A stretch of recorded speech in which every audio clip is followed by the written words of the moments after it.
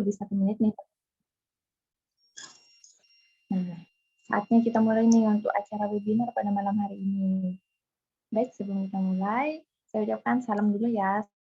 Assalamualaikum warahmatullahi wabarakatuh. Selamat malam, salam sejahtera untuk kita semua. Shalom, Om Swastiastu, Namo Buddhaya, dan salam kebaikan. Teman-teman kabarnya gimana nih? Nah, semoga saya berharap itulah dibeli napa Mi. Oke, maaf ya ada gangguan sebentar. Nah, saya berharap keadaan teman-teman selalu baik dan selalu sehat dan tetap semangat sampai saat ini juga karena sepertinya nih bakal mulai normal lagi nih. Sudah mulai menuju ke normal dari masa PPKM ke menuju normal. Sepertinya begitu ya teman-teman. Karena kalau dilihat banyak anak sekolah yang sudah mulai masuk nih, sudah masuk sekolah lagi. Kalau tidak salah tuh sekitar 1 minggu tuh 2 kali kalau nggak salah. Nah jadi semoga aja kita tetap cepat kembali ke sesi normal seperti sebelum ke pandemi. Nah, baik, pertama-tama saya ucapkan selamat malam dan selamat bergabung kepada yang terhormat Kak Vinenda Permatasari selaku founder komunitas Muda Inspiratif, juga yang terhormat Kak Muhammad Afifuddin selaku narasumber kita untuk acara hari ini, serta teman-teman seminar pada hari ini yang berbahagia. Alhamdulillah, puji syukur kita panjatkan karena berkat rahmatnya kita masih bisa berkumpul bersama-sama untuk menimba ilmu dari narasumber yang sangat luar biasa. Meski harus dilaksanakan secara online, semoga kita tetap sehat selalu ya. Nah, untuk seminar kali ini kita akan mengusung tema Hedgehog Concept a Leapfrog Strategy to be Better Young Scientists. Nah, sebelum memulai acara kali ini, kita kenalan dulu teman-teman. Teman-teman belum kenalkan sama saya? Nah, baik, perkenalkan terlebih dahulu. Nama saya Desi, saya akan memandu acara pada hari ini. Nah, selanjutnya saya akan membacakan susunan acara ya. Yang pertama itu pembukaan, kedua sambutan, yang ketiga pemaparan CV, lalu yang keempat pemaparan materi oleh narasumber sekaligus sesi tanya jawab, lalu yang keenam penutup. Yang kelima, maaf. Nah, pada seminar kali ini saya dan KMI juga mengucapkan terima kasih kepada media partner yaitu web.seminar.id, webinar.id, webinarinfo.id, webinar gratis Indonesia ID, info webinar dan web seminar. Serta saya ucapkan terima kasih juga kepada Ines yang telah mensupport acara seminar pada hari ini. Nah, memasuki acara yang kedua nih, yaitu sambutan akan diberikan oleh Kak Anas selaku perwakilan dari pengurus komunitas Muda Inspiratif. Halo Kak Anas. Halo Kak, suara saya terdengar jelas Kak? Udah jelas banget nih Kak. Oke, alhamdulillah. Saya persilahkan ya Kak Anas. Oke Kak Desi, terima kasih. Ya, oke. Assalamualaikum warahmatullahi wabarakatuh. Selamat malam dan salam sejahtera untuk kita semua. Teman-teman peserta seminar kali ini, sekalian yang sangat saya hormati, yang saya hormati Kak Muhammad Afifuddin selaku narasumber pada webinar kali ini, dan yang saya hormati pula Kak Kurnia Indah Permatasari selaku ketua atau founder dari komunitas Muda Inspiratif. Kami mengucapkan selamat datang kepada para peserta seminar pada malam hari ini. Segala puji syukur senantiasa kita panjatkan kehadiran Tuhan Yang Maha Esa yang telah melimpahkan rahmat dan berkahnya kepada kita semua, sehingga pada hari ini kita dapat dipertemukan untuk mengikuti acara seminar nasional yang diadakan oleh komunitas Muda Inspiratif ini. Seminar kali ini mengangkat tema Hedgehog Concept, a Leapfrog Strategy to be Better Young Scientists. Seminar ini ditujukan kepada seluruh kalangan, terutama pada para anak bangsa calon ilmuwan. Semoga dengan mengikuti seminar kali ini kita mendapatkan ilmu-ilmu yang nantinya kita bisa manfaatkan di kemudian hari. Saya pribadi sebagai ketua panitia ingin mengucapkan banyak terima kasih kepada seluruh pihak yang mendukung acara ini, terutama kepada pihak sponsor kita yaitu Ines Kosmetik, dan juga kepada teman-teman panitia. Semoga Allah membalas semua kebaikan kalian. Amin, amin, ya Allah, ya Rabbal Alamin. Dan tidak lupa saya sampaikan kepada seluruh peserta, manfaatkan momen ini untuk mendapatkan ilmu, Dan jika nantinya kalian ada yang ingin ditanyakan, kalian bisa memanfaatkan sesi tanya jawab untuk menanyakan hal-hal yang kalian bingungkan tentang materi yang akan disampaikan oleh narasumber kita. Oke, dan selanjutnya mungkin jika teman-teman masih ingin mengikuti webinar-webinar yang diadakan oleh Komunitas Muda Inspiratif, kalian tentunya bisa untuk memantau IG dari kami @komunitas muda inspiratif. Di sanalah kita akan meng-share info-info terkait webinar-webinar yang akan kita laksanakan di kemudian hari. Baik, mungkin itu saja yang dapat saya sampaikan. Mohon maaf bila ada dalam penyelenggaraan acara ini memiliki kekurangan. Semoga seminar ini dapat mendatangkan banyak manfaat bagi kita semua. Selamat mengikuti seminar kepada para peserta. Wassalamualaikum warahmatullahi wabarakatuh. Waalaikumsalam warahmatullahi wabarakatuh. Terima kasih banyak Kak Anas telah memberikan sambutan dan kesibukannya ya. Nah, jadi teman-teman jangan lupa loh untuk memfollow Komunitas Muda Inspiratif karena di situ akan banyak nih kita meng-share info tentang webinar-webinar yang akan datang. Nah, baik selanjutnya yaitu pengenalan company profile Ines. Saya persilakan kepada Kak Citra. Halo. Iya Kak, baik. Baik, silakan Kak. Assalamualaikum warahmatullahi wabarakatuh. Iya, selamat malam, salam sejahtera bagi kita semua. Baik, sebelum kita masuk lebih lanjut, apa sih Ines Kosmetik? Di mana saya, Citra Amalia, beauty consultant dari Ines Kosmetik akan memaparkan produk-produk Ines Kosmetik. Salam kenal kami dari Ines Kosmetik. Oke. Ines Kosmetik merupakan sebuah brand kosmetik yang lahir pada tahun 1998 silam. Dan pada awal proses pendiriannya dibantu oleh seorang konsultan kosmetik asal Belgia, yaitu Mr. Norbert Han yang telah lebih dari 44 tahun berpengalaman dalam bidang kosmetika di Eropa. Dan sampai saat ini sudah terdapat ratusan produk Ines Kosmetik yang telah beredar di pasaran di wilayah Indonesia, meliputi produk make up, skincare, dan juga body care. Karena Ines Kosmetik 100% produk Indonesia. Seperti yang terlihat di screen ya Kak, cita-cita dari Ines Kosmetik adalah membuat perempuan memperoleh kebahagiaan dengan kulit yang sehat dan cantik, serta menyebarkan energi positifnya kepada orang-orang di sekelilingnya. Kecuali anak orang kaya. Itu produk makeup dari Ines Kosmetik, kita ada bedak, ada eyeshadow, blush on, dan juga pastinya lipstick, eyeliner, ataupun maskara. Di mana untuk maskara alis ataupun untuk maskara mata. Untuk produk dekoratif ataupun produk makeup dari Ines Kosmetik kita komplit banget ya Kak. Dan untuk slide selanjutnya, seperti yang terlihat, yaitu Volumizer Eyebrow Mascara ataupun maskara alis dari Ines Kosmetik. Di mana untuk maskara alis dari Ines Kosmetik, kita ada dua warna, yaitu warna almond dan deep brown. Ini bagus banget nih buat kakak mungkin yang bulu alisnya tebal atau susah bikin alis, kakak bisa gunakan Volumizer Eyebrow Mascara atau maskara alis dari Ines Kosmetik. Dan untuk set selanjutnya, kita ada produk skincare ya, pastinya dari Ines Kosmetik. Kita ada pembersih, sabun muka, serum, pelembab, dan juga pastinya untuk perawatan harian juga perawatan mingguan. Di mana untuk perawatan mingguan, kita bisa menggunakan peeling ataupun scrub untuk wajah, dan juga masker untuk wajah. Set selanjutnya, seperti yang tertera di screen ya Kak, untuk set kali ini, di mana kita ada masker.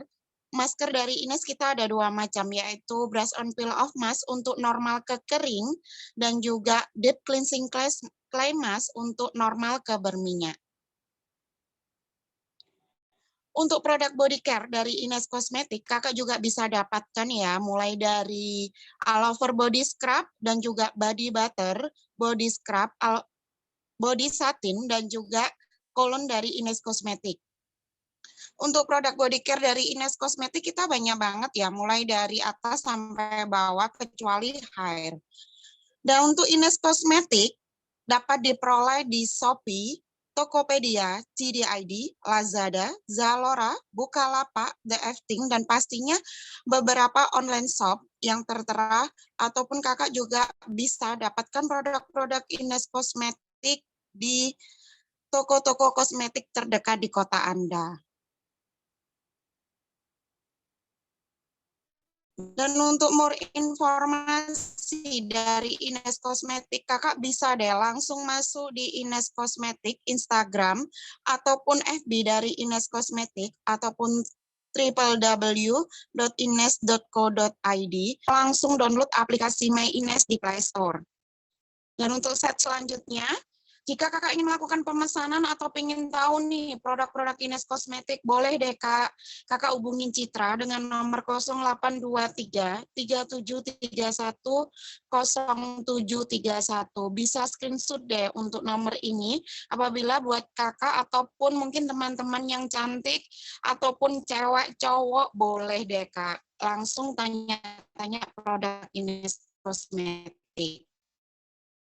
Dan jangan lupa untuk set selanjutnya kita ada voucher up to 30% untuk siap pembelian deep cleansing cream mask dan juga volumizer eyebrow mascara.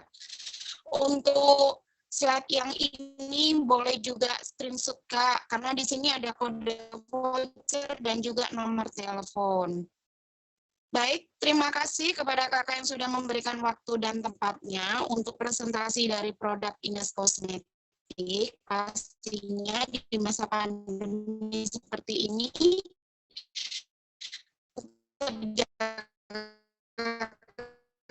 kesehatan ya, dan untuk pengenalan produk Ines Kosmetik saya tutup. Saya akhiri sekian. Wassalamualaikum warahmatullahi wabarakatuh. Oke. Waalaikumsalam warahmatullahi wabarakatuh. Terima kasih banyak Kak Citra. Jadi teman-teman nih yang tertarik pada produk Ines bisa banget untuk membeli atau berbelanja langsung di toko terdekat kalian, atau bisa juga nih Baik,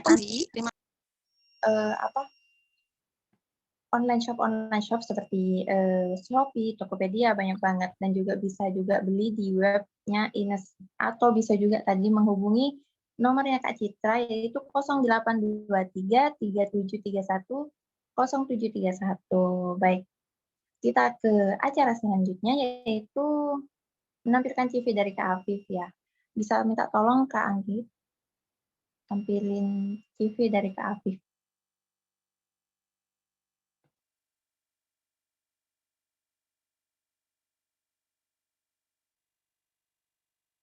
Nah, sudah muncul kan ya CV dari Kak Afif di layar teman-teman? Baik, tak kenal maka tak sayang nih teman-teman. Saya akan membacakan CV singkat saja dari Kak Afif. Nah, seperti yang tertera di layar teman-teman, baik dari handphone atau dari laptop. Nama lengkap Kak Afif untuk narasumber kita pada acara hari ini yaitu Muhammad Afifuddin. Nah, di situ juga terdapat kontak untuk menghubungi Kak Afif ya teman-teman. Bisa ada WA, ada email, ada LinkedIn. Lalu next Kak, ke bawah. Nah, di situ juga ada keterampilan atau keahlian yang dimiliki oleh Kak Afif. Agak ke bawahan dikit ya. Nah, stop. Nah, di situ keahlian atau kelebihan yang dimiliki oleh Kak Afif yaitu seperti public speaking, research, scientific writing, dan data and meta analysis, lalu critical appraisal. Nah, lalu itu ada bahasa yang dikuasai oleh Kak Afif itu ada bahasa Indonesia dan juga bahasa Inggris. Oke, ke bawah lagi Kak. Nah, itu ada pengalaman pekerjaan nih. Pengalaman pekerjaan dari Kak Afif yaitu yang paling terbaru mungkin yaitu di PT Riset Prestasi Indonesia yaitu sebagai research mentor at Science Hunter Indonesia. Lalu pengalaman sebagai volunteer nih, yaitu di World Literacy Foundation sebagai Research and Content Officer. Nah, lalu ke bawah lagi Kak. Nah, di situ juga agak ke atasan, sip.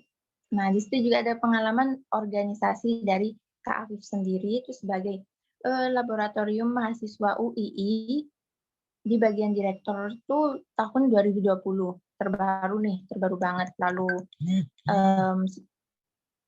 Jurnal Ilmiah Mahasiswa Kedokteran Indonesia, BAPIN ISMKI sebagai Public Relation Officer di tahun 2020 juga. Lalu ada pengalaman pendidikan non-formal di Islamic Boarding School, Miftahul Hidayah. Itu juga pengalamannya Kak Afif ya. Oke, next Kak.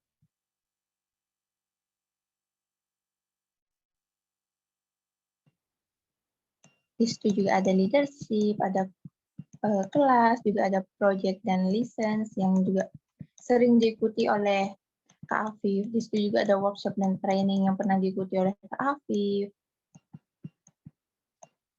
Di situ juga ada achievement yang pernah diraih oleh Kak Afif ya teman-teman.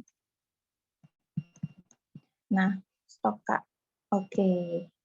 Di situ ada konferensi yang pernah diikuti oleh Kak Afif. Yang paling terbaru itu poster presentation Asia Pacific Digestive Week 2021 itu virtual conference. Baik Kak, ke bawah lagi Kak.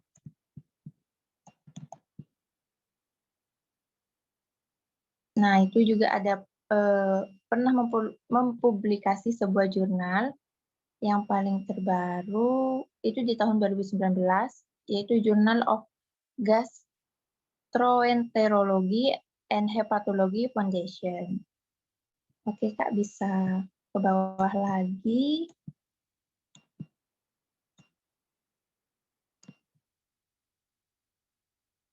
Nah, itu Kak.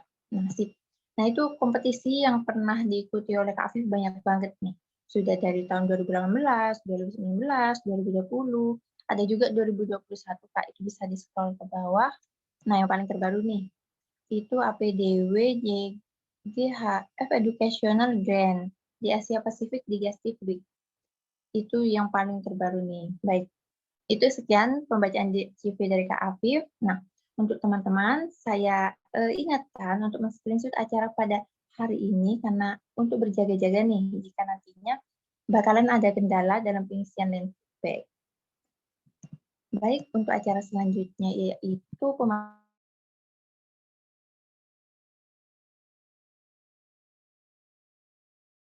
selama 30 menit dan juga 15 menit. Selanjutnya akan dilakukan sesi tanya jawab. Baik, kita sambut saja Kak Afif.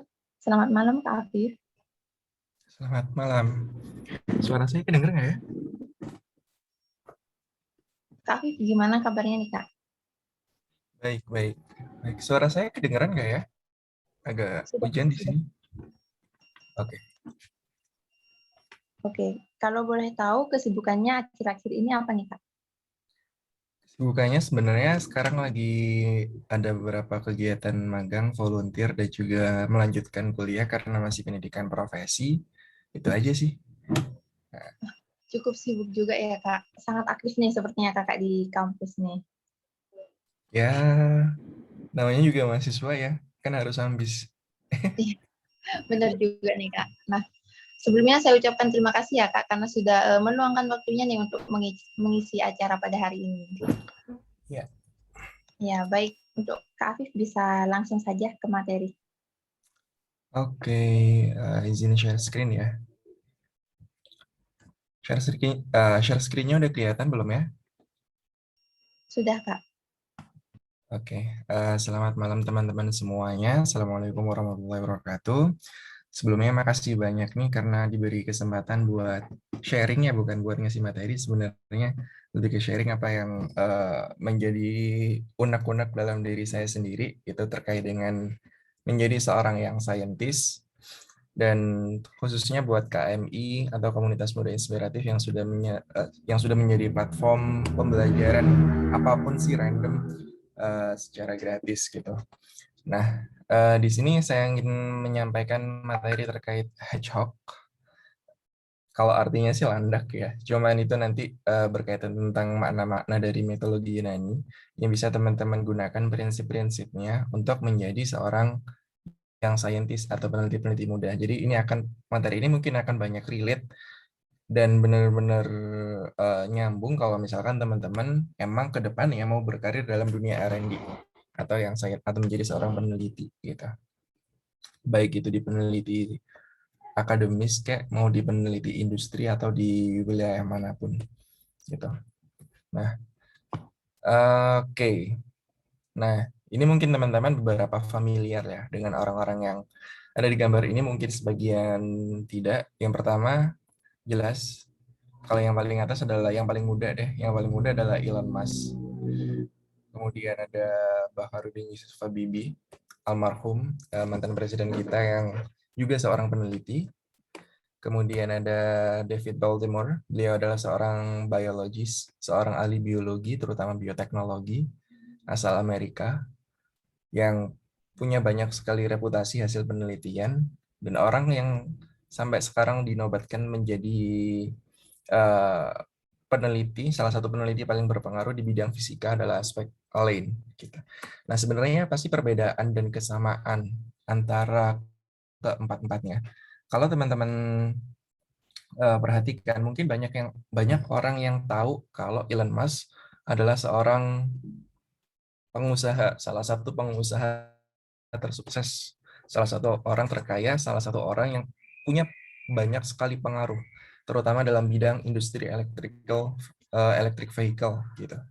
Nah, cuman jarang orang yang tahu kalau sebenarnya Elon Musk ini adalah seorang peneliti yang hebat sebelum beliau berkarir dalam dunia industri. Jadi sampai tahun 2004, antara 2004 atau 2007 ya, beliau berhenti menjadi seorang fisikawan, menjadi seorang peneliti dari Pennsylvania. Kemudian mencoba mengaplikasikan apa yang ditelitinya, mencoba mengaplikasikan apa yang ada dalam pikirannya dalam dunia industri, hingga bisa menciptakan berbagai macam perusahaan SpaceX, Tesla, sampai yang menjadi istilahnya itu gerbong terdepan dalam industri electric vehicle. Gitu. Nah, jadi kalau Elon Musk yang tadinya adalah seorang peneliti berkarir dalam dunia industri in private sector, kalau Pak Habibie, Eyang Habibie itu memang jarang mempublikasikan artikel ilmiahnya, cuman beliau selalu menciptakan teori-teori baru. Sekali teorinya diciptakan, pasti dimuat dalam suatu jurnal, gitu. Mirip-mirip lah dengan peneliti-peneliti dari luar yang lain yang memang sengaja menciptakan teori-teori yang belum pernah diciptakan sebelumnya.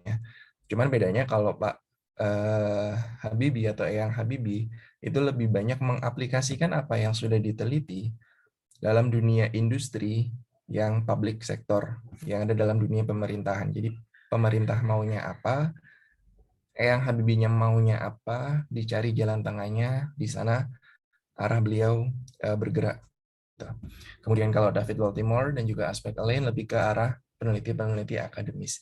Jadi itu adalah perbedaan dari keempat orang hebat yang teman-teman lihat sekarang.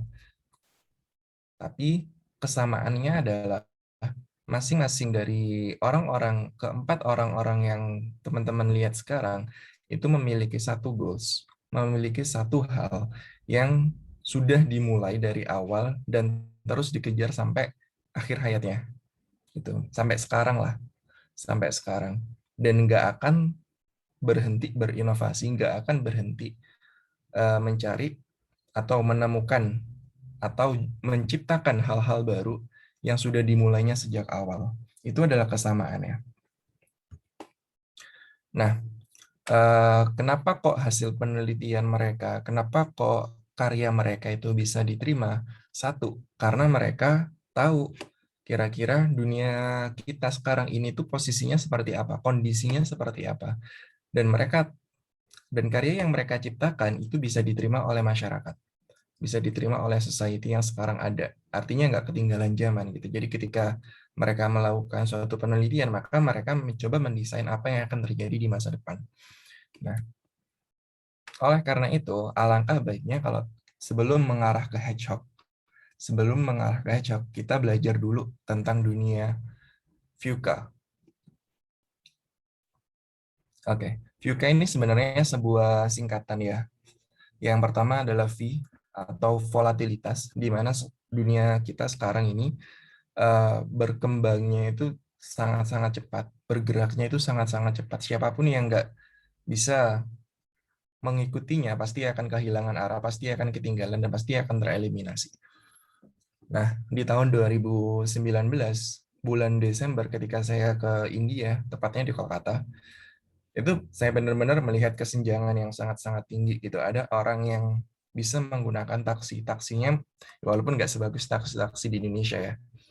Cuman udah bener-bener layak lah, tapi di sisi lain ada juga orang-orang yang di pasaran yang masih pakai andong, dan andongnya itu bukan tenaga kuda tapi tenaga manusia gitu. Jadi itu adalah gap yang sangat-sangat tinggi. Masih ada juga di jalan-jalanan pasar itu orang-orang yang secara sengaja dan padahal masih waras ya, masih waras, itu mandi di tengah jalan, di tengah jalanan pasar gitu. Nah, itu adalah gap yang sangat-sangat tinggi antara si orang-orang yang upper class dan orang-orang yang benar-benar lower class. Dan perkembangan startup, perkembangan bisnis industri apapun itu di India itu sangat tinggi. Makanya salah satu hal yang paling dikhawatirkan di India adalah mereka yang lower class tadi itu tereliminasi. Dan nggak ada istilahnya tereliminasi itu menjadi suatu hal yang baik gitu. Nah, kemudian yang kedua, U adalah unpredictable atau sesuatu yang tidak bisa diprediksi atau juga bisa dimaknai sebagai uncertainty atau sesuatu yang tidak pasti gitu. Nah, mungkin teman-teman sudah sadar kita sekarang masih menghadapi pandemi COVID-19 dan banyak sebenarnya orang-orang yang sudah memprediksi adanya pandemi sebelum pandemi ini dimulai. Salah satunya David Baltimore tadi. Gitu. Mungkin yang booming di Indonesia itu Bill Gates. Makanya ada teori-teori dari orang awam yang mengatakan ini sebenarnya pekerjaannya orang-orang elit dunia gitu. Padahal sebenarnya ini tuh sudah diprediksi, banyak sekali yang memprediksi gitu. Cuman kitanya aja nggak punya awareness yang cukup. Nah, pandemi COVID-19 itu sebenarnya kejadian bioterrorism. Jadi COVID atau coronavirus itu virus yang benar sudah ada sejak lama banget, cuman nggak menyerang manusia, menyerangnya di kelelawar. Bahkan ada yang tergantung variannya ya, ada yang 80% ke atas, ada yang 90% ke atas, susunan genetiknya itu sama antara yang menyerang kelelawar dengan yang menyerang manusia gitu. Jadi ini adalah kejadian bioterrorism yang tadinya menyerang hewan bisa menyerang manusia. Dan apakah bioterrorism ini pertama kali terjadi? Enggak. Jauh sebelum itu, pandemi itu sudah ada. Mungkin teman-teman tahu HIV atau Human Immunodeficiency Virus, suatu penyakit autoimun yang menyerang tubuh manusia, yang menyerang tubuh manusia itu sendiri gitu. Jadi imun yang tadinya itu harusnya melindungi kita malah menyerang tubuh kita. Itu yang itu salah satu dampak ketika seseorang terinfeksi HIV. Banyaknya ini nih menyerang pada orang-orang dengan perilaku-perilaku khusus, contohnya kayak LSL laki sama laki. Contohnya yang lain itu orang-orang yang suka memakai narkoba karena mereka menggunakan suntiknya secara bergantian ataupun pekerja-pekerja seks komersil. Itu bahkan anak jalanan pun itu banyak sekali kejadian-kejadian HIV gitu. Nah, HIV itu juga kejadian bioterrorism. Jadi HIV itu bukan penyakitnya manusia sebenarnya. Tapi dulu di tahun 1980-an penyakit ini itu sebenarnya mulai muncul di orang-orang Eropa yang awalnya itu melakukan perjalanan dari Afrika gitu. Nah, setelah diteliti selama 10 tahun lebih, ternyata HIV ini asalnya itu kan dari simpanse ya. Jadi jadi virus-virus tersebut adalah virus-virusnya simpanse, tapi di Kongo ketika ada deforestasi, hutan-hutannya pada digundulin, kemudian simpansinya kehilangan habitat, akhirnya simpansinya tadi itu dimakan oleh orang-orang dari Eropa tadi. Kan tadi deforestasi tujuannya itu untuk ngambil kayu-kayu yang di sana kemudian dijadikan rotan di Eropa. Gitu. Dijadikan almari kayak meja kayak gitu-gitu. Nah, kemudian karena simpansinya kehilangan habitat, akhirnya dagingnya dimakan dan berubahlah yang tadinya menyerang simpanse bisa menyerang manusia. Itu adalah dunia kita sekarang, dan kita nggak pernah tahu kapan bioterorisme itu dimulai, kapan bioterorisme itu akan berhenti, dan mungkin nggak akan pernah berhenti sampai kapanpun. Sehingga mungkin teman-teman nggak perlu kaget kalau semisal pandemi COVID-19 ini nanti selesai, akan muncul pandemi-pandemi yang baru, yang mungkin nggak lebih parah atau bahkan yang lebih parah dari COVID-19. Gitu. Kemudian selanjutnya adalah complexity, di mana nanti nggak ada tuh yang namanya kita membutuhkan satu skill set besar yang bisa menyelesaikan banyak masalah. Kita butuh skill set yang benar-benar lengkap, tapi nggak mungkin kita nggak mungkin kita kerjakan sendiri gitu. Pasti butuh kolaborasi dan lain sebagainya. Karena permasalahannya pun sangat kompleks, sama kayak COVID-19. Oke, ini permasalahan kesehatan, cuman semua sektor kena, alias multidimensional crisis. Ekonominya kena, pendidikannya juga kena gitu. Makanya butuh kolaborasi yang benar-benar kuat. Yang terakhir A adalah ambigu, di mana sesuatu hal itu bisa dimaknai ganda. Naik lewat gua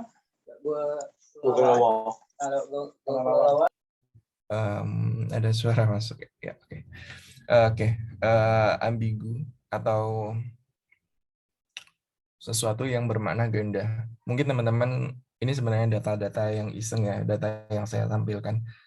Banyak sekali kejadian-kejadian pelaporan di Undang-Undang ITE dan sebagainya, hal-hal yang seperti itu yang didasari oleh literasi yang rendah, yang mengubah zaman kita yang tadinya bisa berpendapat secara bebas, kemudian harus berpikir 2 kali dan sebagainya. Nah, itu adalah dunia kita sekarang. Jadi, kalau misalkan teman-teman mau menjadi seorang saintis, ini bukan saran dari saya, tapi ini saran dari mentor, juga supervisor yang selama ini mendampingi saya. Kita harus tahu bahwa inovasi yang kita lakukan itu harus sejalan dan harus bisa dealing dengan dunia VUCA ini. Dan saya mengambil suatu kata dari bukunya James Collins, judulnya adalah Good to Great. The fox knows many things, but the hedgehog knows one big thing. Jadi di dalam buku itu menceritakan tentang suatu perusahaan yang sebenarnya perusahaan ini awalnya biasa-biasa aja, tapi karena dia bisa menemukan hedgehog-nya, maka dia bisa menjadi perusahaan yang hebat. Gitu. Dan hedgehog yang dimasuk di sini adalah hal besar yang menjadi arah atau yang mencentralize apa yang akan kita lakukan. Nah, dan ketika kita ingin menemukan hedgehog, kita harus bisa menjawab 3 hal ini, sama kayak ikigai sebenarnya, cuman jauh lebih simpel konsepnya. Yang pertama, kita harus tahu dulu passion-nya kita itu ada di mana. Yang kedua, kita harus tahu skill set yang benar-benar kita miliki yang bisa membuat kita menjadi seorang yang high skill atau menjadi seseorang yang paling baik dalam bidang kita di dunia ini itu apa skillnya. Kemudian kira-kira market ability-nya itu seperti apa. Jadi yang namanya menjadi seorang peneliti, kita kan akan berkarya dengan berbagai macam topik riset yang akan kita lakukan. Nah, ketika kita melakukan riset, pastikan riset yang kita lakukan itu sesuai dengan passion kita, sesuai dengan skill yang kita miliki, dan hasil risetnya nanti kemungkinan punya posisi di masyarakat, punya posisi di pasar, pasarnya bisa menerima, dan sehingga nanti hasil riset tersebut bisa menghidupi kita juga. Seenggaknya seperti itu. Jadi kalau misalkan teman-teman hanya punya passion dan punya skill, nggak ada marketability, nggak ada sustainability, nggak ada keberlanjutan dari riset. yang kita lakukan.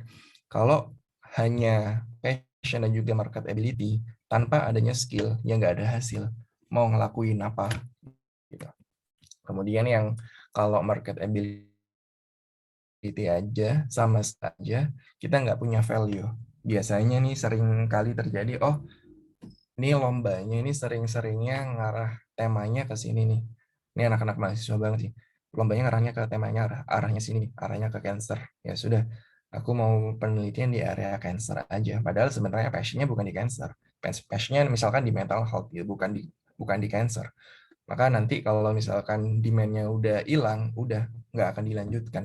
Nah, hal-hal seperti itu yang harusnya menjadi perhatian. Makanya harus ketiga-tiganya yang disebut dengan hedgehog point gitu. Nah, berbicara sedikit tentang passion, sebenarnya saya bukan ahli psikologis atau self development, cuman ini sekadar pesan aja, just try to be honest because people don't care about your passion.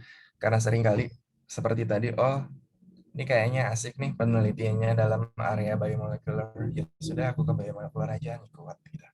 Nggak ada pendirian, semuanya berupa self identity crisis dan sebagainya. Gitu. Belum bisa jujur dengan dirinya sendiri tentang sebenarnya apa sih yang benar-benar diminati. Sesuatu passion kan berbicara tentang sesuatu yang membuat kita tetap semangat, sesuatu yang memang benar-benar ingin kita bangun, ingin kita kembangkan, sesuatu yang membuat kita bisa kembali lagi ketika kita sudah jatuh dan lain sebagainya. Kemudian yang kedua, skill. Untuk mencapai skill yang sangat baik, ini pun saya juga belum bisa mencapai skill yang benar-benar dibutuhkan yang benar-benar kompleks, benar-benar oke, itu enggak. Cuman ini adalah saran dari lagi-lagi saran dari mentor, saran dari supervisor saya, miliki tim yang hebat dulu, kemudian cari supervisor yang hebat, miliki resource yang benar-benar terbaik. Misalkan kayak kalau mau penelitian di lab, ambil lab yang benar-benar lengkap, yang bagus. Kemudian financial resource juga harus kuat. Miliki lingkungan yang kuat juga dan miliki support system yang setiap orang itu belum memilikinya. Jadi itu bisa membuat teman-teman punya skill yang hebat karena ketika kita melakukan research ada banyak sekali skill yang dibutuhkan mulai dari pemahaman tentang etika riset, studi literatur, kemampuan studi literatur itu pun banyak sekali yang harus dimiliki tentang critical appraisal, tentang cara kita membaca data, tentang cara kita mengolah sebuah data dan lain sebagainya. Selama melakukan riset kita harus paham tentang analisis data, kita harus tahu oh ini loh tindakan-tindakan yang dapat meningkatkan validitas hasil penelitian kita. Oh, ini loh yang dapat meningkatkan poin-poin applicability-nya dan lain sebagainya. Kemudian setelah melakukan riset, kita harus bisa melaporkannya dengan baik sehingga orang lain itu bisa membacanya, orang lain bisa menerimanya, dan dari awal sampai akhir juga ada cross-cutting skill-skill di luar penelitian yang tetap dibutuhkan dalam aktivitas penelitian itu sendiri, mulai dari critical thinking, project management, leadership, komunikasi, time management, dan lain sebagainya. Dan salah satu PR kalau di Indonesia adalah kemampuan literasi, di mana literasi kita sangat rendah. Kalau di KBBI kan sebenarnya literasi itu maknanya ya sangat simpel ya, kemampuan membaca dan menulis, padahal sebenarnya maknanya jauh lebih luas dari itu. Kalau dari OECD sendiri, ada reading literacy, kemampuan untuk menerima informasi, mathematic literacy, kemampuan untuk mengolah informasi, dan juga scientific literacy, kemampuan untuk mengaplikasikan suatu informasi yang sudah kita dapatkan. Dan ini benar-benar kurang kalau di Indonesia. Dan ini adalah data dari McKinsey, Global Research Institute tahun 2012, cukup usang ya. Jadi sebenarnya kita itu membutuhkan skill, orang-orang dengan skill yang sangat tinggi demand-nya, dan lagi undersupply nih. Kalau misalkan mau menjadi negara yang hebat, kita membutuhkan 9 juta. Itu bukan angka yang kecil tentunya. 9 juta yang minimal itu punya bisa tergolong dalam semi skill gitu. Terakhir, marketability, sesuatu yang harus kita lihat agar hasil penelitian kita atau hasil research kita itu bisa diterima oleh pasar, terutama bisa memberikan social impact yang lebih besar gitu. Makanya dalam marketability sendiri, paling nggak kita harus fokus dengan problem yang ada, dan dengan fokus dengan problem yang ada, kita bisa mendapatkan resource yang lebih besar, probability ataupun peluang yang lebih besar, dan lain sebagainya. Nah, jadi ini adalah data dari McKinsey juga. Kalau nggak salah, ini kayaknya salah dari referensinya, harusnya tahun 2018 ya. Jadi kita menghadapi masa di mana consuming class kita itu jauh lebih tinggi daripada non-consuming class. Jadi consuming class adalah orang-orang yang punya buying power, orang-orang yang menjadi representasi dari negara ini. Jadi orang-orang yang nantinya itu akan dilihat oleh negara lain apakah negara ini tuh tergolong sebagai negara maju atau enggak. Nah, gitu-gitu. Itu yang disebut dengan consuming class. Jadi kalau misalkan consuming class-nya nanti sukanya buang sampah sembarangan, ya sudah, berarti negara ini akan dikenal sebagai negara yang suka buang sampah sembarangan gitu intinya. Nah, makanya teman-teman nggak usah kaget kalau misalkan nanti teman-teman akan menghadapi orang-orang yang benar-benar high skill, karena biasanya kalau consuming class-nya tinggi, itu orang-orang high skill-nya itu sangat banyak dan persaingannya pun sangat ketat gitu. Sekali lagi, kalau teman-teman ingin melakukan kolaborasi, riset juga akan semakin mudah. Dan tinggal milih sektornya aja, dan ini proyeksinya ya. Jadi kalau misalkan teman-teman lihat, mungkin ada yang kesulitan membacanya, cuman dilihat di sebelah kiri dan di sebelah kanannya. Mohon maaf ada yang coret-coret. Contohnya kalau di ranah agriculture, itu employment-nya atau pekerjanya di tahun 2030 itu meningkat menjadi 57 juta, tapi turun sektornya dari 41% menjadi 37%. Maka persaingan untuk menjadi seorang pekerja dalam bidang pertanian pun juga akan semakin ketat. Nah, hal-hal yang seperti ini yang teman-teman harus bisa lihat, kira-kira aku mau berkarir di bidang mana ya? Kira-kira hasil risetnya nanti itu akan applicable di bidang yang mana ya? Gitu. Mungkin itu yang bisa saya sampaikan. Kurang lebihnya mohon maaf. Terima kasih. Assalamualaikum warahmatullahi wabarakatuh. Oke, waalaikumsalam warahmatullahi wabarakatuh. Terima kasih Kak Afif telah menyampaikan materinya. Dan mohon maaf ya Kak Afif, kalau tadi itu ada yang coret-coret, dan untuk yang coret-coret, saya mohon untuk jangan usil ya teman-teman ya. Nah, baik, kita lanjut ke acara sesi tanya jawab. Sepertinya ini sudah ada yang nanya nih Kak, dari Kak Risno. Oke, Kak Risno, apakah mau berdiskusi langsung dengan Kak Afif atau bagaimana Kak Risno? Kalau ingin berdiskusi langsung dengan Kak Afif, boleh Kak Risno, boleh on mic.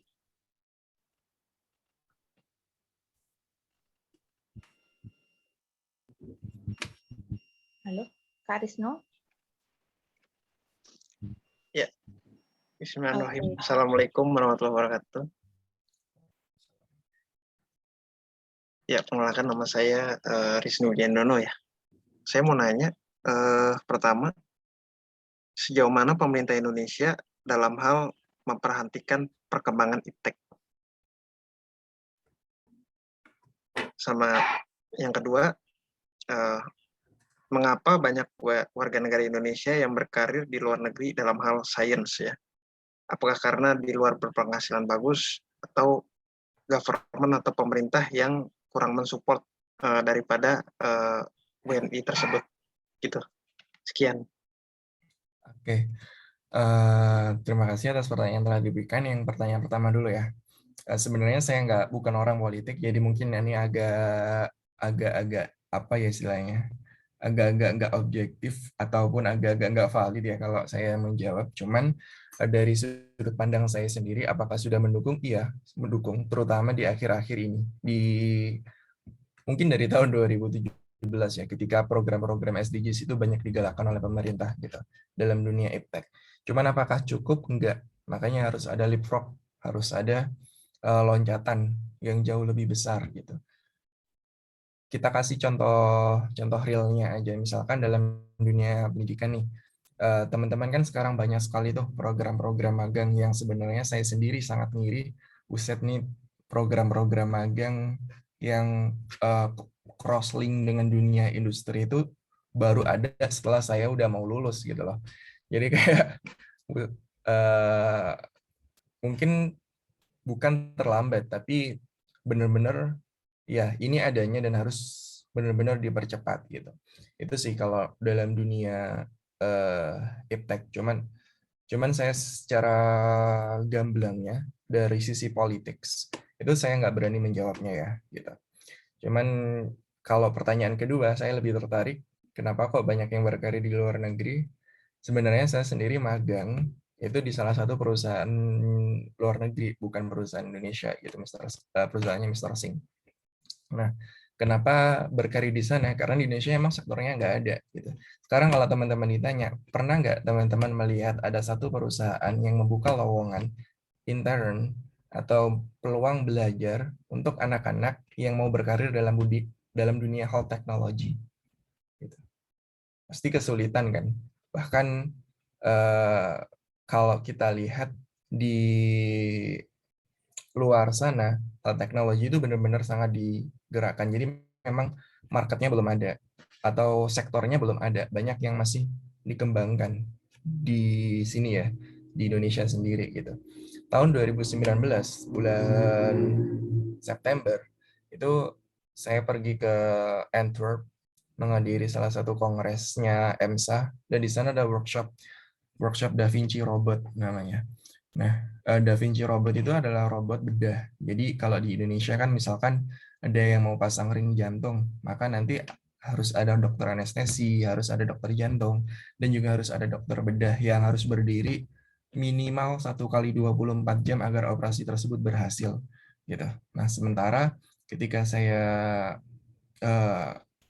ke Antwerp tadi, saya mendapat sudut pandang baru, point of view baru, di mana sebenarnya dokter bedah nantinya itu nggak lagi banyak dibutuhkan karena sudah menggunakan robotnya tadi yang juga terintegrasi oleh AI. Jadi kalau misalkan dipotong gitu aja, oh udah tahu, oh ini tuh nervus atau saraf, oh ini tuh pembuluh darah dan lain sebagainya, gitu. Jadi memang banyak sekali market yang dibutuhkan oleh dunia ini, terutama dalam bidang teknologi yang sebenarnya belum ada di Indonesia gitu. Makanya jangan kaget kalau masih banyak orang-orang yang tertarik dalam hal-hal tersebut yang kemudian berkarir di luar negeri. Toh apa salahnya sih berkarir di luar negeri kemudian bisa membawa hasil karyanya ke Indonesia, balik lagi ke Indonesia gitu. At least manfaatnya sampai ke Indonesian society. Gitu.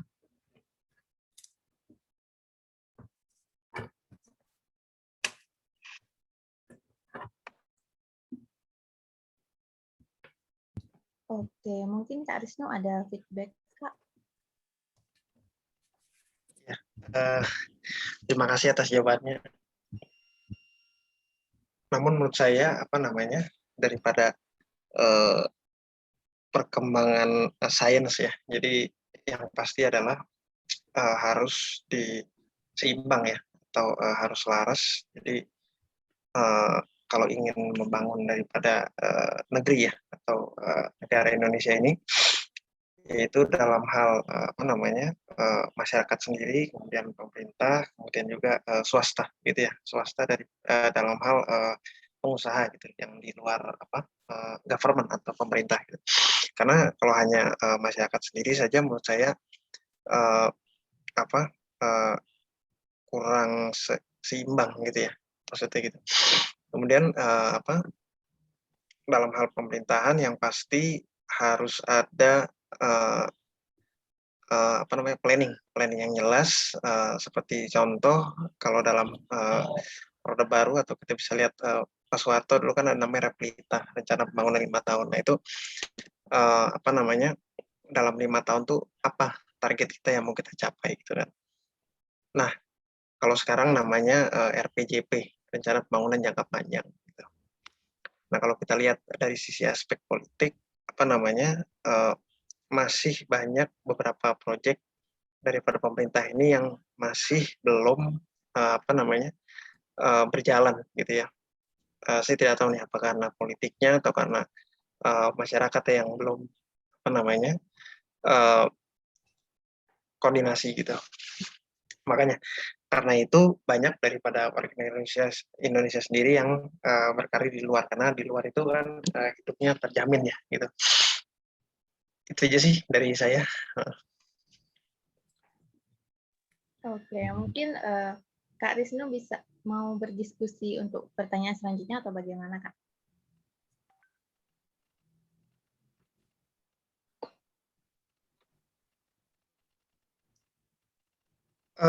Ya, sebenarnya sih yang kedua ada pertanyaan, tapi ini lebih kepada sains ya. Berikut juga dengan sejarah gitu. Apa tanggapan Anda terhadap apa namanya? Bisa lihat di kolom chat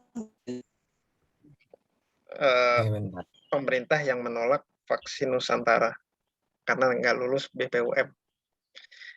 Apakah pemerintah tidak mensupport daripada karya anak bangsa? Itu aja. Oke. Tentang vaksin Nusantara ya.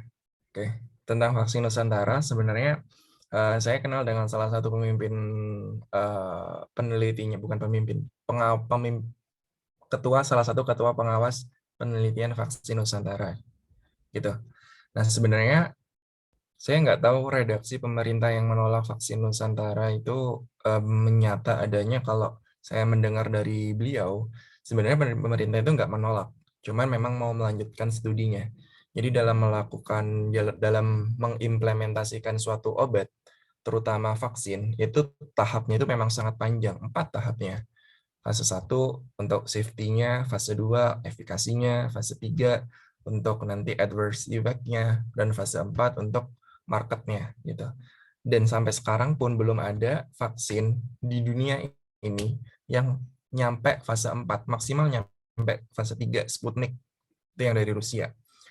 Kalau Pfizer itu kalau nggak salah sampai tahap 2, cuman populasinya sangat baik, sangat banyak, dan metodologinya sangat baik. Itu kalau dari vaksin di dunia. Cuman kalau vaksin Nusantara memang belum layak di fase kedua gitu. Makanya harus diulang kembali, harus dievaluasi kembali sebelum diterapkan di masyarakat. Nah, saya nggak tahu apakah memang menolak atau enggak. Cuman kalau kata beliau dilanjutkan, hanya saja kita nggak menjadikan vaksin Nusantara sebagai target utama yang akan menggantikan vaksin-vaksin dari luar. Gitu, vaksin-vaksin dari luar enggak. Karena memang itu tadi, bukan karena kualitasnya yang jelek, bukan karena faktor apapun, karena memang penelitiannya aja yang belum selesai. Jadi harus ada evaluasi lagi gitu. Itu sih terkait dengan vaksin. Ya, terima kasih jawabannya. Terakhir, apa tanggapan Anda terhadap, kalau kita sedikit melisik ke belakang ya, Ya. terhadap proyek daripada pesawat Pak Habibie yang di-stop dikarenakan Pak Harto tanda tangan letter of intent dengan IMF. Itu aja. Oke. Saya sempat ngobrol dengan Pak Ilham, salah satu anak dari Pak Habibie, Mas Ilham Akbar, yang sekarang megang proyek untuk pesawat R80. Kenapa kok ngambilnya itu dalam sektor swasta ya, PT Regio Aviasi Indonesia, bukan di sektor publik, bukan di sektor pemerintah lagi, karena biar nggak ada intervensi dari organisasi-organisasi yang lain gitu. Dan sebenarnya IMF pun waktu itu bukan, istilahnya itu bukan secara langsung menyetop proyek dari pesawatnya Pak Habibie N250, enggak. Cuman karena memang kita lagi ada krisis moneter dan kemudian ada desakan dari duopolistik yang menguasai industri pesawat, kemudian akhirnya itu di stop. Yang membuat pesawat kita itu entah ya, ini banyak teorinya, banyak pendapat gitu. Ada yang bilang pesawat kita itu sebenarnya sangat baik, makanya karena saking baiknya bisa mengancam duopolistik tadi, Airbus dan juga Boeing itu adalah dua raksasa yang nggak mungkin dikalahkan untuk saat ini. Makanya untuk menghindari tekanan-tekanan seperti itu lagi, ada proyek untuk pesawat R80 yang dijalankan di sektor swasta gitu. Itu sih terkait pesawat R80. Makanya pesawat R80, pesawat Pak Habibie. Makanya saya juga nggak bisa berani memberikan kritik yang terlalu banyak karena memang itu situasinya. Karena kalau misalkan kita terlalu memaksakan untuk melawan duopolistik, banyak hal yang akan dirugikan. Mungkin sektor-sektor yang lain kita kehilangan market. Bisa jadi hal-hal yang seperti itu. Contoh lain nih, kita ingin menciptakan platform baru yang serupa dengan Google. Ini lebih parah lagi karena Google adalah monopolistik. Perusahaan yang menguasai segala mesin pencarian, bahkan Yahoo aja kalah. Gitu. Makanya ada hal-hal yang harus kita perhatikan. Salah satunya yang marketability-nya tadi. Kalau misalkan mau berkarya, dilihat dulu pasarnya ini mau menerima nggak? Pasarnya ini pasarnya ini mau menerima nggak? Dan kita siap nggak bersaing di pasar tersebut? Itu sih. Contoh lagi deh, satu. Di Bioformis itu kita menciptakan teknologi. Jadi kayak ada banyak, salah satunya itu sensor dalam bentuk jam tangan. Nanti kita merecord data-data, contohnya kayak heart rate atau denyut jantung. Dan kalau misalkan ada deviasi, denyut jantungnya meningkat, misalkan deviasinya positif 1 selama 30 menit, nanti akan dilanjutkan diberikan di app. Nah, hal-hal kayak gitu kan masih jarang kita ketahui ya di Indonesia khususnya. Dan juga bahkan di seluruh dunia pun masih belum ada persaingan yang benar-benar nyampe ke monopolistik ataupun duopolistik ataupun tripolis, at least tripolis gitu. Makanya hal-hal yang seperti itulah yang seharusnya mulai dari sekarang kita lawan. Sementara hal-hal yang jauh lebih besar yang sudah dikuasai oleh entah itu monopolistik, duopolistik, atau tripolistik, itu mungkin kita harus lebih bersabar lagi, kalau menurut saya. Ya, terima kasih atas jawabannya. Kalau menurut saya sedikit menanggapi ya, mohon izin Mbak Desi sama Mas Ya, silakan santuy. Udin ya, Mas Afifudin. Jadi menurut saya dalam hal sains ya, terutama khususnya teknologi, harusnya pembangunan itu dilaksanakan atau dilakukan secara merata gitu ya, merata. Jadi seperti kita ketahui digitalisasi itu atau teknologi dalam tanda kutip itu erat kaitannya dengan golongan menengah ke atas gitu. Karena golongan menengah ke atas itu kan memiliki handphone, kemudian alat telekomunikasi yang lain gitu. Sedangkan golongan menengah ke bawah yang seperti kita ketahui di desa, kemudian di kampung-kampung itu mereka masih ada yang belum memiliki gitu. Nah, maksud saya dalam hal pemerintahan gitu, Indonesia saat ini, industri yang perlu dikembangkan saat ini adalah pertanian dulu gitu. Karena dalam hal pembangunan merata atau pemerataan daripada pembangunan itu dilakukan secara bertahap gitu. Jadi kenapa pertanian? Karena masih banyak beberapa desa nih yang masih pembangunan tuh tertinggal. Nah, jikalau daripada kebutuhan sandang, pangan, papan itu sudah tercukupi, baru kita naik yaitu teknologi gitu. Kemudian sejarah daripada krisis 98 itu sebenarnya dimulai Presiden Bill Clinton. Ini saya dapat informasi dari Pak Riza Ramli ya, dari bukunya. Jadi pada tahun 98 itu Bill Clinton berkunjung ke Singapura gitu. bertemu dengan Perdana Menteri saat itu Lee Kuan Yew gitu, dan dia nanya kenapa saat itu Pak Soeharto tidak jatuh gitu, masih jadi presiden gitu ya.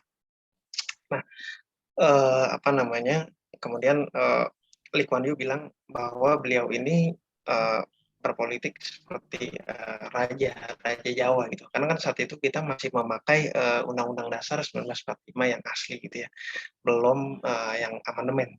Amandemen kan baru setelah tahun 2002 gitu ya. Kemudian setelah itu Bill Clinton kembali ke Amerika. Nah, nggak berapa lama dari situ ada orang namanya George Soros ya. George Soros ini adalah pialang saham atau di apa namanya saham Amerika tuh, Wall Street ya, Wall Street. Nah, dia itu memainkan kurs mata uang dolar terhadap Asia Tenggara gitu. Makanya yang pertama kali terkena krisis itu adalah Thailand, Malaysia, Singapura, kemudian Indonesia gitu ya. Nah, pasca dari situ apa namanya yang selamat daripada krisis ini Malaysia. Mahathir Muhammad saat itu Pak Mahathir bilang apa namanya ringgit di luar Malaysia itu tidak diakuin selain di dalam negeri gitu, di dalam negara Malaysia itu sendiri gitu. Sedangkan pada saat itu Pak Soeharto sudah memanggil daripada staf ahli ekonomi dari Amerika, bahkan dari universitas saya lupa ya, dari Harvard masalah, Steve Hanke namanya, Steve Hanke. Nah itu dia menyarankan CBS ya, atau Currency Board System, yang mana memperlakukan rupiah hanya di dalam negeri, sedangkan di luar negeri itu tidak dilakuin gitu ya. Nah, tapi kemudian Pak Soeharto lebih menurut nih menteri-menterinya yang lulusan Berkeley, mafia Berkeley kan saat itu panggilannya, siapa aja, Pak Emil Salim, kemudian Pak Wijayanti Sastro, segala macam. Nah, karena itu beliau malah tanda tangan IMF. Nah, disitulah mulainya terjadilah beberapa industri kita yang terstop gitu ya. Nah, setelah dari situ berlanjut kepada zaman reformasi, yang mana saya dapat informasi utang daripada IMF ini dilunasi pada zaman Pak SBY. Gitu. Tapi kan setelah itu ada beberapa lagi kasus di BLBI dan lain-lain. Nah, itu sedikit sejarah daripada krisis 98 itu. Tapi yang jadi poin saya saat ini adalah kita sebagai generasi muda atau milenial harusnya siaga ya, atau siap gitu dalam hal menjaga kedaulatan negara Republik Indonesia gitu. Kemudian juga dalam hal pembangunan gitu, yang pasti ancaman daripada atau yang tidak suka dengan negara Indonesia itu tidak hanya di dalam negeri saja, tapi juga di luar itu. Seperti contoh pada tahun 98 tersebut kan tandanya apa? Berarti kan bangsa Amerika itu tidak senang dong dengan perkembangan daripada Asia Tenggara gitu kan, termasuk Indonesia kan gitu. Bahasa lainnya gitu. Nah, jadi kita sebagai generasi muda harusnya bisa berkaca dari peristiwa itu gitu. Kemudian berlanjut ke sini, ya menurut saya sekarang itu pemerintah kurang fokus ya. Jadi beberapa industri itu pembangunannya belum merata gitu. Seperti contoh sains gitu kan belum diprioritaskan. Malah sekarang lebih memprioritaskan infrastruktur gitu kan.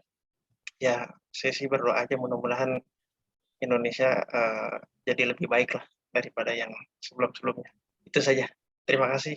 Wabillahi taufiq wal hidayah. Wassalamualaikum warahmatullahi wabarakatuh. Waalaikumsalam warahmatullahi wabarakatuh. Terima Sedikit kasih. tambahan ya. First, by the way, thank you buat political view yang disampaikan Mas Rizno. Saya juga menambah wawasan saya karena saya mungkin banyak kurang membaca tentang hal-hal sejarah seperti itu dan sejarah politik dan lain sebagainya yang mempengaruhi industri. Nah, saya ingin mengomentari sedikit di poin yang bagian awal tadi, di mana Mas Rizno tadi berbicara tentang pemerataan. Ya, saya sangat setuju banget tentang pemerataan Tapi saya akan jauh lebih setuju kalau misalkan pemerataannya tersebut dengan teknologi, karena teknologi bukan hanya tentang smartphone, teknologi bukan tentang alat-alat besar, teknologi bukan hanya tentang alat-alat eh, yang sulit dijangkau oleh lower class gitu. Nah, tapi teknologi adalah sesuatu yang mempermudah gitu. Karena kalau misalkan kita nggak segera mengarah ke sana, iptek ya, nggak akan kekejar, nggak akan kekejar. Tiga hal yang membuat saya benar-benar mikir dan juga cukup stres kalau harus dikasih solusi. Yang pertama itu tentang climate change. Ini itu yang berkorelasi dengan apa yang pendapatnya Mas Rizno tadi tentang pertanian. Iya, pertanian harus ditingkatkan, tapi ingat climate change itu bisa merubah segalanya. Bisa mengubah yang tadinya pertanian harus di luar, tapi harus segera dipindah pertanian menjadi pertanian indoor, dan lain sebagainya. Bahkan sekarang banyak sekali simulasi-simulasi for Sea World, karena banyak orang yang sudah mulai pesimistik kalau climate change ini bisa dihentikan. Lebih banyak setujunya kalau climate change ini malah akan sedikit demi sedikit merubah kehidupan manusia itu sendiri. Terus yang kedua, terkait tentang kesehatan. Kesehatan itu kalau tahun 2018 itu sudah ditemukan, bukan sudah ditemukan ya, ada pengumuman the first baby born by CRISPR. Jadi CRISPR itu teknologi genome recording untuk mengedit genom manusia, dan baby pertama yang dilahirkan dari CRISPR itu diklaim bisa punya antibody HIV tanpa terkena HIV sebelumnya. Gitu. Artinya ini sangat-sangat berbahaya kalau misalkan benar-benar diaplikasikan. Mungkin kita akan menjadi orang-orang yang benar-benar lower skill kalau memang ada manusia-manusia yang diciptakan dengan CRISPR dan berhasil. Nah, makanya harus accelerate lagi di bidang teknologi kesehatan. Dan yang terakhir tentang cyber. Karena cyberspace itu bisa memberikan kita banyak hal, tapi juga bisa melukai kita dalam banyak hal. Saya sangat setuju dengan pemerataan tadi. Cuman akselerasinya, kalau menurut saya, itu lewat teknologinya tadi.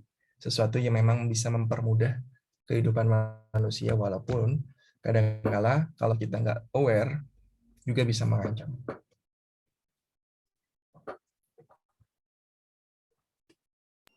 Oke, terima kasih banyak nih untuk Kak Rizno karena sudah memberikan pendapat yang luar biasa. Jadi membuat kita semua tuh pikirannya jadi lebih terbuka lagi nih Kak. Terima kasih banyak ya Kak Rizno. Sama-sama. Iya. Oke, mungkin untuk teman-teman ada yang ingin bertanya lagi, bisa on mic.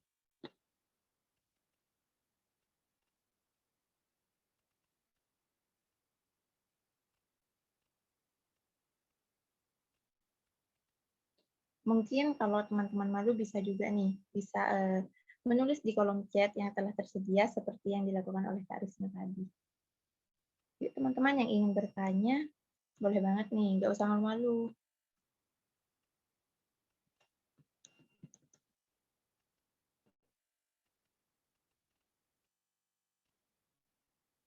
Oke, mungkin sepertinya sudah tidak ada pertanyaan lagi ini ya Kak Afif ya.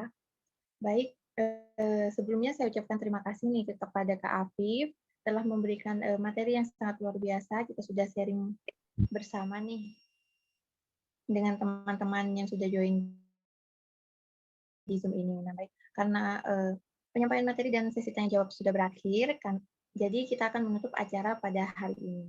Tapi sebelum kita tutup, kita on cam terlebih dahulu ya teman-teman, karena akan difoto atau di screenshot oleh Kak Anggit. Yuk, on cam dulu yuk.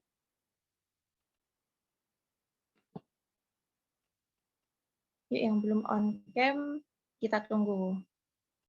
Kak Ruli, Kak Yosua, on cam dulu yuk sebentar.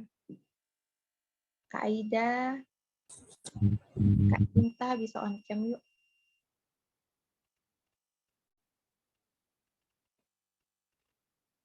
Nah, banyak yang on cam nih. Yuk, teman-teman yang belum on cam, kita on cam terlebih dahulu. Oke, kalau Kak Anggit sudah siap, boleh dikasih aba-aba ya, Kak? Oke, saya mulai hitung ya. 1, 2, 3.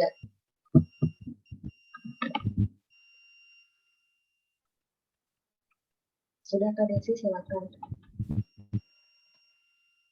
Oke, terima kasih banyak Kak Anggit. Nah, untuk link feedback nanti akan dibagikan di kolom chat ya teman-teman. Lalu untuk link feedback-nya usahakan huruf besar dan huruf kecilnya jangan sampai salah ya teman-teman. Dan juga nanti jika ada kendala dalam pengisian link feedback bisa langsung menghubungi kontak person yang tersedia di pamflet. Oke, sebelum saya undur diri, saya minta maaf jika ada kesalahan dalam penyebutan ataupun tutur kata. Alhamdulillah rangkaian acara pada hari ini itu sudah dilaksanakan dengan cukup baik. Kita sudah mendapatkan materi yang luar biasa, juga sudah mendapatkan pendapat yang luar biasa juga dari Kak Risno, dan juga terima kasih juga kepada Kak Afif selaku narasumber pada acara hari ini. Nah, baik, terima kasih juga kepada teman-teman peserta seminar online kali ini karena telah antusias juga menyimak materi yang telah diberikan oleh Kak Afif. Juga terima kasih kepada media partner dan INAS yang sudah masuk pada hari ini. Baik, saya undur diri terlebih dahulu. Saya Desi, sampai bertemu di acara seminar online berikutnya. Wassalamualaikum warahmatullahi wabarakatuh. Untuk teman-teman, jangan lupa untuk mengisi link feedback ya.